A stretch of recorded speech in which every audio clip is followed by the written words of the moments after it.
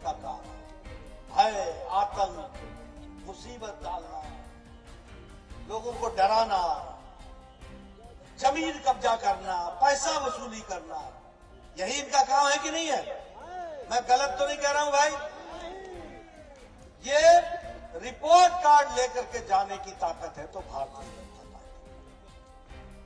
अब दूसरी बात, ये 3 तारीख को चुनाव है, 3 तारीख को वोट पड़ेगा।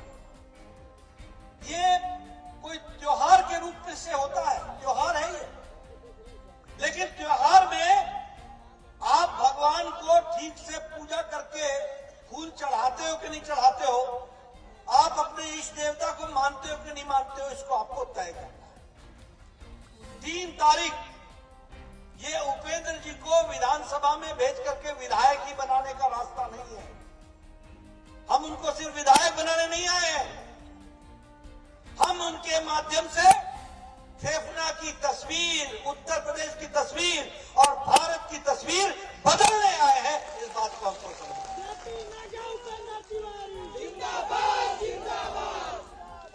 और मित्रों, मैं फिर ये भाषण देने के लिए नहीं कह रहा हूं, आपकी उंगली में बहुत ताकत है, बहुत जान है। आप याद करो 2019 में आपने बटन पोलिंग बूथ पर जाकर के मशीन पर बटन दबा के कमल के पर बटन दबाया था कि नहीं दबाया था? दबाया था ना? और वीरेंद्र जी को आपने एमपी बनाया था कि नहीं बनाया था? यानी आपने अपनी उंगली से वीरेंद्र जी को ताकत दी है। और इन्होंने सांसद बनने नहीं आए थे, ये मोदी जी के नेतृत्व में धारा 370 को धाराशाही करने के लिए आए थे।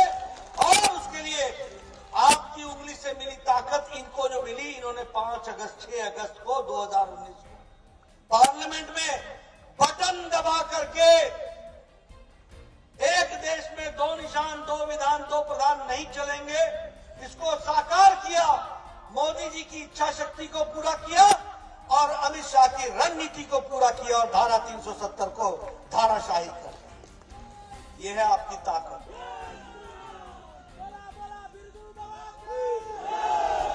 यह है आपकी ताकत। आपने सही जगह, अगर आपने सही जगह उंगली नहीं दबाई होती तो क्या यह संभव होता? क्या आप कह सकते थे कि यहां फेफना में बैठ करके मैंने जम्मू कश्मीर में जो 156 कानून भारत के नहीं लागू होते थे वो लागू कराने में आपने योगदान किया? आपने किया क्योंकि आपने वीरेंद्र सिंह को वोट देकर के जिताया। और इसीलिए 3 तारीख को मैं जब वोट, आप बताइए, आप राम मंदिर चाहते थे कि नहीं बने? आप चाहते थे ना कि बने? आप चाहते थे? आपको मालूम है ना कि यही समाजवादी पार्टी के लोगों ने राम भक्तों पर गोली चलाई थी, खून की होली खेली थी। और जब मोदी जी को आपने प्रधानमंत्री बनाया, सुप्रीम कोर्ट का फैसला आया और कांग्रेस पार्टी यही राम मंदिर को लटकाती थी, भटकाती थी, अटकाती थी। कपिल सिब्बल बोलता था सुप्रीम कोर्ट में फैसला मत करो, बीजेपी को फायदा हो जाएगा।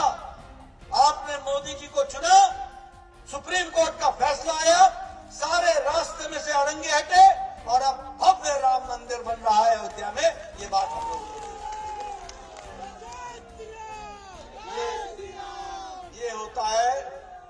ये होता है वोट की ताकत।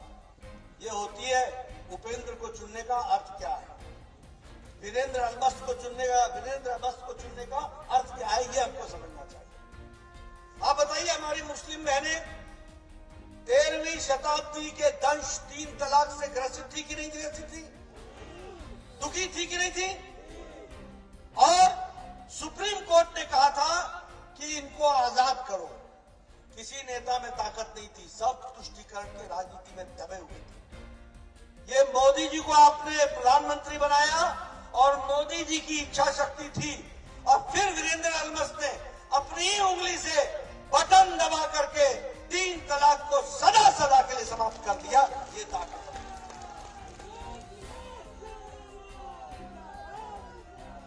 ये है ताकत।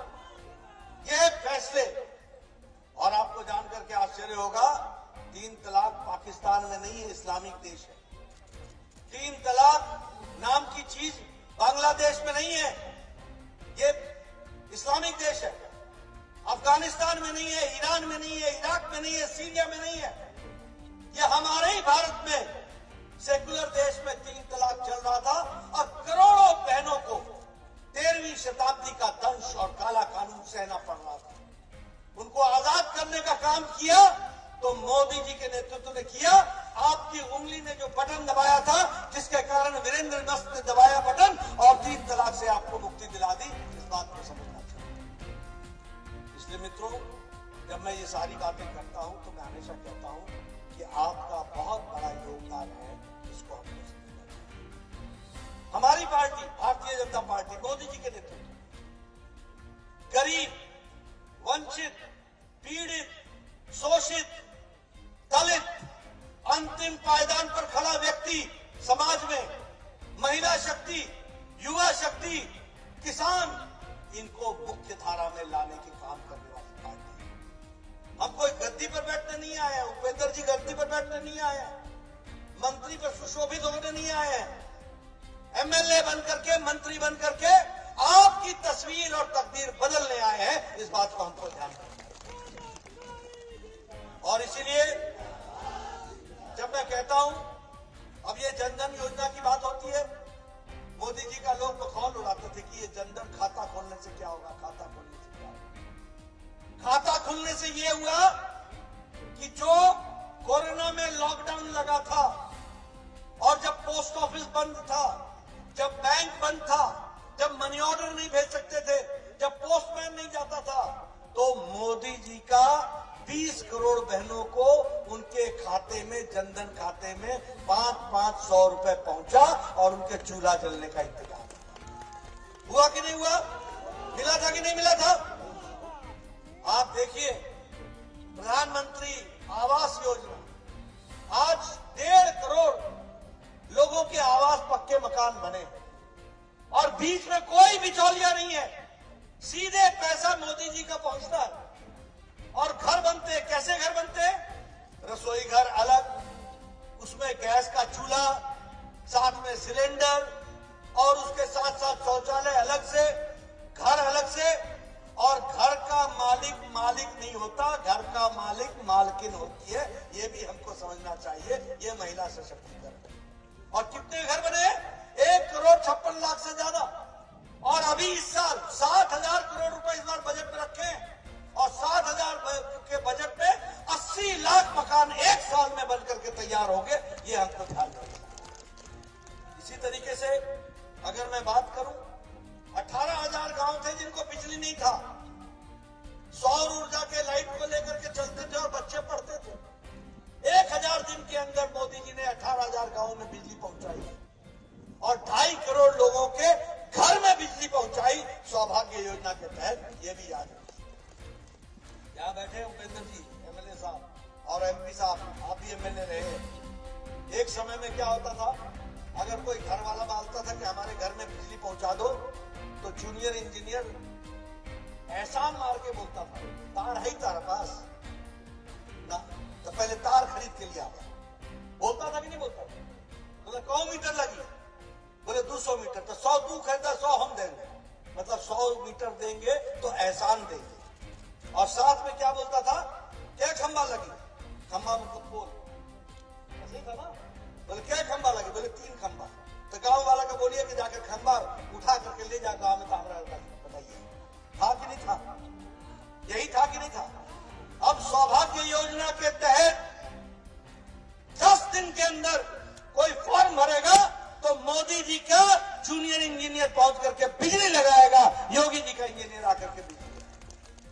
2.5 करोड़ लोगों को बिजली पहुंचाएगी। ये अंतर हमको समझना चाहिए। आयुष्मान भारत, ये हमारे एमएलए साहब बैठे, जो थक जाते थे चिट्ठी लिखकर, कभी मुख्यमंत्री को चिट्ठी लिखते थे, ये गरीब आदमी है, इसका किडनी का ऑपरेशन होना है, पैसा नहीं है, 1 लाख रुपए दे दीजिए। प्रधानमंत्री राहत कोष में, मुख्यमंत्री राहत कोष में, ये गरीब आदमी है, इसका दिल का ऑपरेशन होना है, 1.25 लाख रुपए दे दीजिए। ये गरीब आदमी है, इसका ये कैंसर का इलाज होना है, इसको 50,000 1 लाख रुपए दे दीजिए। और गरीब आदमी आप लोग देखते होंगे गांव में, बेचारे को घर पे रखते थे, दिल का मरीज होता था, पूछते थे घर पे क्यों रखा है, डॉक्टर बोला है कि अब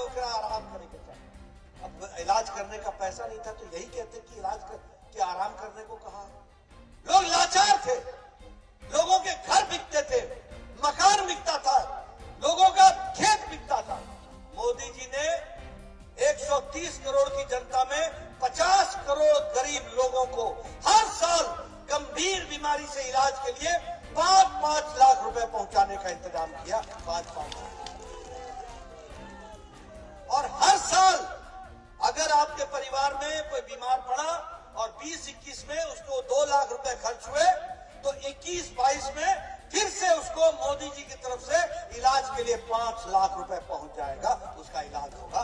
ये व्यवस्था गंभीर बीमारियों के कभी कोई सोच नहीं सकता था। दुनिया का सबसे बड़ा कार्यक्रम ये चला। आप बताइए, ये कोरोना के टाइम में आप लोग बिना मास्क के बैठे हुए हैं और ये सब लोग आराम से ठीक से रह रहे हैं।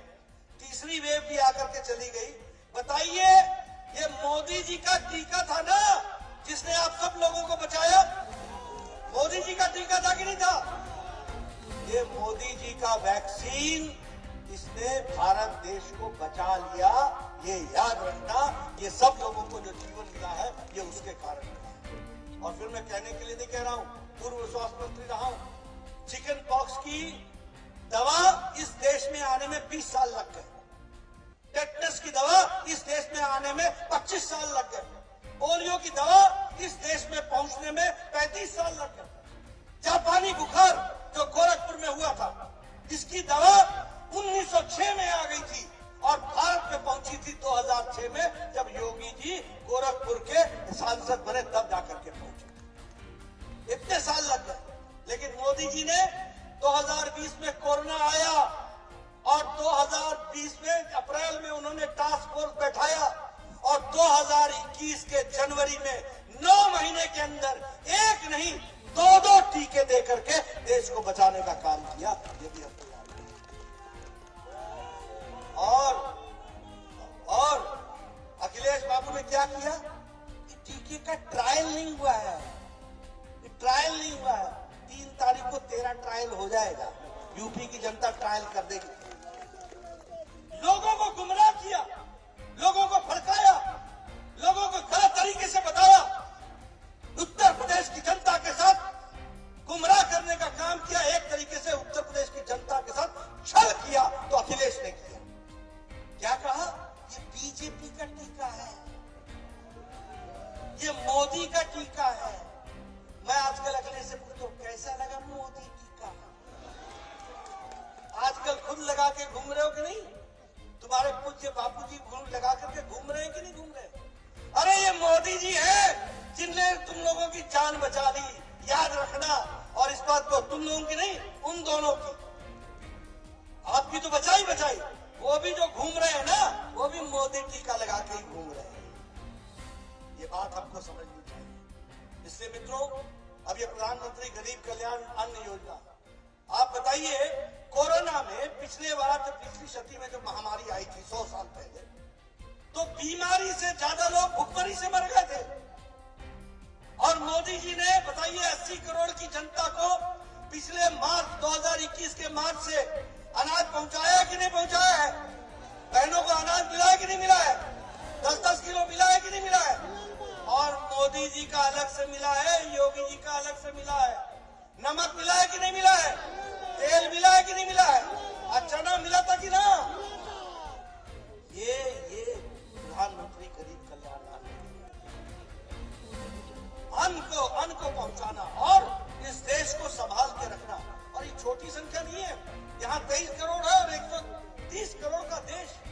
सबको भूख से, किसी को भी कोई भी भूखा ना सोए, इसका इंतजाम मोदी जी ने किया। और उत्तर प्रदेश में कोई भूख से ना सोए, उसका इंतजाम योगी जी ने किया। ये भी हमको याद रखना चाहिए मित्रों। इसलिए महिला, अब आप बताइए, एक समय में हमारी बहनों को अपने दैनिक नित्य कर्म के लिए खेतों में जाना पड़ता था कि नहीं जाना पड़ता था? पड़ता था कि नहीं पड़ता था? बच्चे बाहर जाते थे कि नहीं जाते थे? जब स्वच्छता अभियान की बात मोदी जी ने कही, तो ये चांदी के चम्मच के साथ पैदा हुए सपा और कांग्रेस के नेता मोदी जी का मखौल उड़ाते थे। कहते थे लाल किले से स्वच्छता की बात करता है। अरे मोदी जी ने 1-2 साल के अंदर 11 करोड़ इज्जत घर बना करके, शौचालय बना करके बहनों को इज्जत प्रदान किया। 11 करोड़ बहनों। ये 11 करोड़ बहनें छोटी संख्या नहीं होती है। इसका मतलब 11 करोड़ बहनें, 11 करोड़ परिवार के बच्चे ये बाहर मैदान में जाया करते थे दैनिक। आज कोई भी गांव में बाहर नहीं जाता। सबके लिए स्वच्छ शौचालय है कि नहीं है? इज्जत घर है कि नहीं है? ये इज्जत घर देने का काम किया तो मोदी जी ने किया। महिला सशक्तिकरण का काम किया। ये ध्यान। आप बताइए, बलिया जिले से पूर्वांचल एक्सप्रेसवे जा रहा है कि नहीं? अब बलिया जो है वो साइड लाइन पे नहीं है, साइड लाइन में नहीं, मेन लाइन में, मेन लाइन। 56 करोड़ लिंक का पैसा आ गया है। अब बलिया जुड़ जाएगा एक्सप्रेस हाईवे से, और ये एक्सप्रेस हाईवे सड़क नहीं है, ये विकास की गंगा है। और इस विकास की गंगा का पासपोर्ट 3 तारीख को उपेंद्र बाबू है, समझ लेना, इस बात को याद रखना। आप बताइए कुशीनगर में इंटरनेशनल एयरपोर्ट बन गया कि नहीं बन गया? 230 करोड़ की लागत से बना है कुशीनगर में, और कहीं से भी आप आओ और कोई भी देश का व्यक्ति, पर्यटक, दुनिया का पर्यटक आज कुशीनगर पहुंच सकता है, घंटों में पहुंच सकता है। 5 इंटरनेशनल एयरपोर्ट बन गए, अटल बिहारी यूनिवर्सिटी बन गई, मेडिकल यूनिवर्सिटी, आयुष की मेडिकल यूनिवर्सिटी बन गई, गोरखपुर में एम्स बन गया कि नहीं बन गया? अब आपको दिल्ली नहीं जाना पड़ेगा इलाज के लिए, अब आपका इलाज यहीं होगा। और मुझे बताया गया है कि यहाँ पर भी हर एक तरीके से विकास की योजनाओं को एक नया रूप दिया जा रहा है। आज देश में, प्रदेश में 78 डिग्री कॉलेज खुले हैं, 28 इंजीनियरिंग कॉलेज खुले हैं, 10 विश्वविद्यालय खुले हैं। एक विकास की एक नई गंगा बह रही है। और आपके यहाँ भी 400 किलोवाट का हाईटेक का पावर हाउस पूर्वांचल का आपके यहाँ बन रहा है। उसी तरीके से टॉन्स रिजर्व नदी पर रसड़ा के पास 16 करोड़ की लागत से ब्रिज बन रहा है। उसी तरीके से ये एक्सप्रेस हाईवे तो बन ही रहा है, लेकिन धरौली से लेके माझी घाट तक इसका काम जो है वो भी शुरू हो गया है। उसी तरीके से ये 6 सड़कें 12 करोड़ 60 लाख की लागत से बेपना के लिए अप्रूव हुई है, जो सड़कों का जाल बिछेगा। और ये सबका जाल का रास्ता मैं आपको बोलूंगा कि वह रास्ता जो आता है वह उपेंद्र जी के माध्यम से आता है। इसलिए 3 तारीख को उनको आशीर्वाद देना याद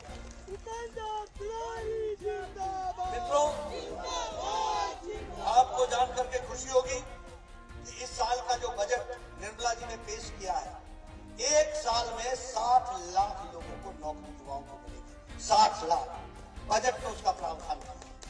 इसी तरीके से 25,000 किलोमीटर सड़क बनेगी, 20,000 करोड़ रुपए 1 साल में खर्च होंगे।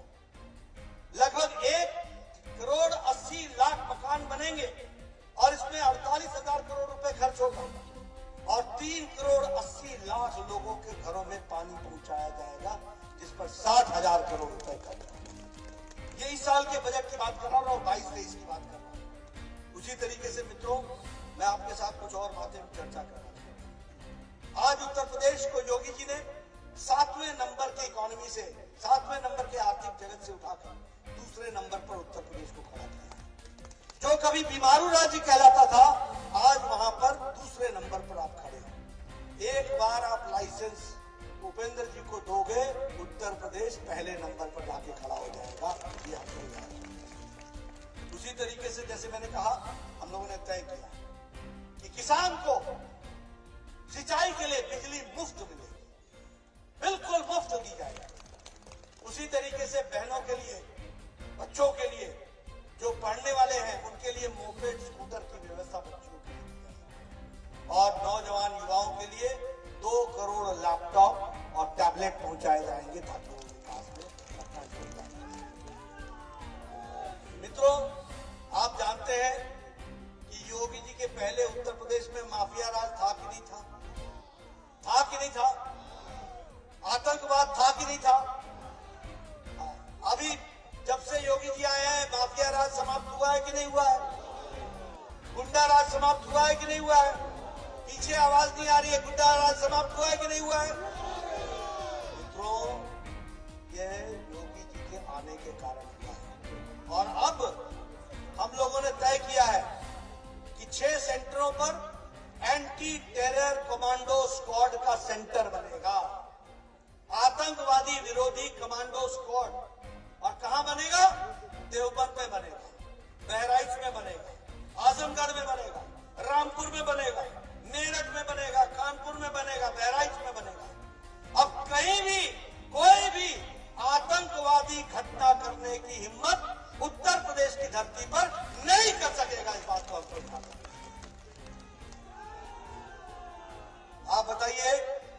आपसे पूछना चाहता हूं, आप बताइए, ये आजम खान 5 साल पहले दंदनाता था कि नहीं दंदनाता था? लोग तंग होते थे कि नहीं होते थे? ये मुख्तार अंसारी दंदनाता था कि नहीं दंदनाता था? ये आतिक अहमद दंदनाता था कि नहीं? डीजीपी के ऑफिस के बगल में जमीन पर कब्जा किया था लखनऊ में कि नहीं किया था? और यही जब अखिलेश जी थे मुख्यमंत्री तो ये दंदनाते थे, और जब योगी जी बने मुख्यमंत्री तो ये तीनों तब से जेल में गुल्ली डंडा खेल रहे हैं। तीनों, कानून वही है, आरोप भी वही है, मुजरिम भी वही है। एक समय में दंदनाता है और एक समय में जेल के अंदर होता है। ये फर्क है अखिलेश और योगी आदित्यनाथ का, ये हमको समझना। आप बताइए, मुजफ्फरनगर के दंगे हुए थे कि नहीं हुए थे? हुए थे कि नहीं हुए थे? 92 लोगों की जानें गई थी कि नहीं गई थी? 5000 लोग पलायन किए थे कि नहीं किए थे? कैराना से 60 परिवार अपनी जमीन बेच करके चले गए थे कि नहीं चले गए? उनको वापस ला करके योगी जी ने बचाया कि नहीं बचाया? और मुजफ्फरनगर के मुख्य अभियुक्त को अखिलेश ने अपने घर बुला करके बिरयानी खिलाई थी कि नहीं खिलाई थी? अब 3 तारीख के बाद इन दोनों को बिरयानी खाने के लिए छोड़ देना, ये वही करेंगे और कुछ नहीं करेंगे। मित्रों, आज किसी ने मुझसे कहा कि प्रियंका जी कह रही थी कि आतंकवाद का मसला तो फिजूल की बात है। अरे तुम्हारे पूज्य पिता स्वर्गीय राजीव गांधी की लीला समाप्त हुई। आतंकवादियों ने, लिट्टे के लोगों ने उस पर अटैक किया, उनकी जीवन लीला समाप्त हुई। तुम्हारी ये समझ है? ऐसे तो कांग्रेस की समझ ही अब इसी लायक रह गई है, इससे ज्यादा की समझ ही नहीं। ये अखिलेश बोलते हैं अखिलेश जी कि आतंकवादी हैं तो उनको जेल में डालो। मैं आपके सामने कुछ घटनाएं रखना चाहता हूं और मैं चाहूंगा कि मीडिया वाले ये घटनाएं जरूर अखिलेश जी से पूछें। मुझे बताया गया कि समाजवादी पार्टी के लोग यहाँ थे एक समय, वो आएंगे अखिलेश जी, उनसे पूछना। मैं आपको तारीख बताता हूँ, 23 नवंबर 2007 लखनऊ की कचहरी में, वाराणसी की कचहरी में और अयोध्या की कचहरी में एक साथ 3 जगह पर बम ब्लास्ट हुए थे। एक साथ 15 लोग मारे गए थे, 95 लोग घायल हुए थे। कौन सी तारीख? 23 नवंबर 2007। इंडियन मुजाहिदीन के कमांडर ने इसकी जिम्मेवारी ली और उसने कहा कि मैंने यही बम ब्लास्ट नहीं किया है, मैंने दशाश्वमेध घाट में भी बम ब्लास्ट किया, श्रमजीवी ट्रेन में भी बम ब्लास्ट किया है, नई दिल्ली के गोविंदपुरी, पहाड़गंज और सरोजनी नगर में भी बम ब्लास्ट किया है, वाराणसी के संकट मोचन में भी हमने बम ब्लास्ट किया है, हमने मुंबई की लोकल ट्रेन में भी बम ब्लास्ट किया है। और इन घटनाओं में मरने वालों की संख्या 400 से ऊपर थी और घायल होने वालों की संख्या 2000 थी। इस सबका उन्होंने जिक्र किया और इसमें यूपी के एसटीएफ ने, स्पेशल टास्क फोर्स ने 2 लोगों को पकड़ा। एक का नाम था तारिक कासमी, हामिद हाकिम तारिक कासमी आजमगढ़ का रहने वाला था, और दूसरे का नाम था खालिद मुजाहिद जो जौनपुर का रहने वाला था। आपको जान करके आश्चर्य होगा, अखिलेश जी 2012 में मुख्यमंत्री बने, इन्होंने 26 अप्रैल 2012 को इन दोनों आतंकवादियों को जेल से रिहा कर दिया और रिहा करने की ऑर्डर कर दिया और उनको रिहा करने का काम किया। ऐसे थे आपके मुख्यमंत्री। और क्या हुआ? इलाहाबाद हाईकोर्ट ने कहा कि ये सारे दोषों के 15 केस थे, इनके ऊपर 15 केस, ये जो सारे मैंने केस गिनाए, श्रमजीवी, बॉम्बे ब्लास्ट, ये सारा संकट मोचन का ब्लास्ट, ऐसे 15 केस थे। ये सारे 15 केस अखिलेश ने वापस लिए। हाई कोर्ट इलाहाबाद ने कहा तुम वापस नहीं ले सकते हो, इन पर मुकदमा चलेगा और 4 जिंदगियों तक आजीवन कारावास की सजा स्पेशल कोर्ट गोरखपुर ने सुनाई। ये मैं आपको बता रहा था। क्या ऐसे अखिलेश जी को आप बागडोर दे सकते हो? क्या दोगे? क्या ऐसे लोगों को प्रदेश का मुख्यमंत्री बनना चाहिए? क्या ऐसे लोगों में उत्तर प्रदेश सुरक्षित है? क्या? मैं दूसरी घटना आपको सुनाता हूं। तारीख है, नोट कर लीजिएगा मीडिया वालों। मेरे आगे तो आप हमेशा अपना माइक लेकर के पूछते रहते हैं, जरा अखिलेश जी की भी आगे मुंह पर माइक लगा करके पूछना जब हुआ है। तारीख है 31 दिसंबर 2007 और 1 जनवरी 2008 रामपुर में AK-56 से राइफल से हमला हुआ सीआरपीएफ के कैंप पर। 7 जवान मारे गए, 7 माताओं की गोद सुनी हुई, 7 बहनें विधवा हुई, 7 परिवारों के बच्चे अनाथ हुए। यूपी की एसटीएफ और एनआईए ने दोनों ने मिलकर 2 लोगों को पकड़ा। एक का नाम था शहाबुद्दीन, जो कि लश्कर-ए तौयबा का कमांडर इन चीफ था। उससे पूछताछ की गई तो 7 लोग पकड़े गए और यही 26 अप्रैल 2012 को अखिलेश जी बतौर मुख्यमंत्री उन्होंने इनको रिहा कर दिया, केस वापस ले लिया। आतंकवादी घटना, रामपुर के सीआरपीएफ के कैंप पर अटैक, 7 जवान का मारा जाना और अखिलेश जी ने उनका केस वापस ले लिया। हाई कोर्ट ने फिर कहा कि केस वापस नहीं ले सकते, मुकदमा चलेगा और मुकदमा में स्पेशल कोर्ट ने फैसला दिया, 4 को सजाए मौत और 1 को आजीवन कारावास। लेकिन मित्रों, मैं आपसे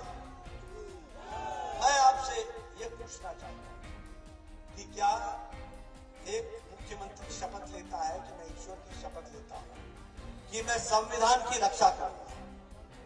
ये संविधान की रक्षा हुई क्या? ये संविधान की रक्षा की क्या? एक मुख्यमंत्री शपथ लेता है। इनकी शपथ क्या थी? इन्होंने शपथ ली थी कि मैं संविधान की शपथ लेता हूं कि मैं आतंकवादियों की रक्षा करूंगा। मैं जानना चाहता हूं, बताओ ये मुद्दा है कि नहीं है? मुद्दा चुनाव का मुद्दा है कि नहीं है? मुझसे कल पत्रकार पूछ रहे थे ये आतंकवाद का विषय क्यों उठा रहे हैं। मैंने कहा ये उत्तर प्रदेश की सुरक्षा का सवाल है, ये माफिया के खिलाफ लड़ने का सवाल है, ये आतंकवाद का सवाल है। किसी ने कहा सपा के लोग गुंडे हैं। मैंने कहा गुंडा तो बड़ा हल्का शब्द है, सपा और गुंडा ये तो पर्यायवाची है। वो कार्यकर्ता ही तब होगा जब गुंडा होगा, तो कार्यकर्ता हो ही नहीं सकता। ये नहीं है मुद्दा मित्रों। आप बताओ जमीनों पर कब्जा करते थे कि नहीं करते थे? ये लोग करते थे कि नहीं करते थे? आप बताइए, ये लोग गरीबों को तंग करते थे कि नहीं करते थे? आप बताइए, इनके टाइम में बहू बेटियों की इज्जत सुरक्षित नहीं थी ना? आप सुरक्षा चाहते हैं ना? आप इनको मुंह तोड़ जवाब देंगे ना? मित्रों, मैं आपसे कहना चाहता हूं कि चुनाव एक तरफ विकास का है जो भारतीय जनता पार्टी, और एक तरफ विनाश का है जो समाजवादी पार्टी है। आप बताइए, विकास का साथ देंगे या विनाश का? विकास का साथ देंगे या विनाश का? मित्रों, ये विकास चाहिए, महिला सशक्तिकरण चाहिए, किसानों को सम्मान के साथ आगे बढ़ना चाहिए, युवाओं को रोजगार चाहिए और उत्तर प्रदेश शांतिप्रिय ढंग से आगे बढ़े, हर एक तरीके से आगे बढ़े। इस कामना को पूरा करना है तो आपको फिर से अपनी उंगली के माध्यम से 3 तारीख को इनको नया लाइसेंस रिन्यू करना है। आप रिन्यू करेंगे इनका नया लाइसेंस? करेंगे? ये उपेंद्र जी है ना, उपेंद्र जी हमारे बड़े पुराने दोस्त हैं, बहुत मेहनतशील हैं, लोगों के लिए दिन रात लगे रहते हैं, उसी के लिए लड़ते हैं, उन्हीं के लिए आगे बढ़ते हैं। इनके नेतृत्व में फेफड़ा ही नहीं, बलिया ही नहीं, सारा उत्तर प्रदेश सुरक्षित होगा, आगे बढ़ेगा। इस बात को इनको आप चुनाव जिताइए।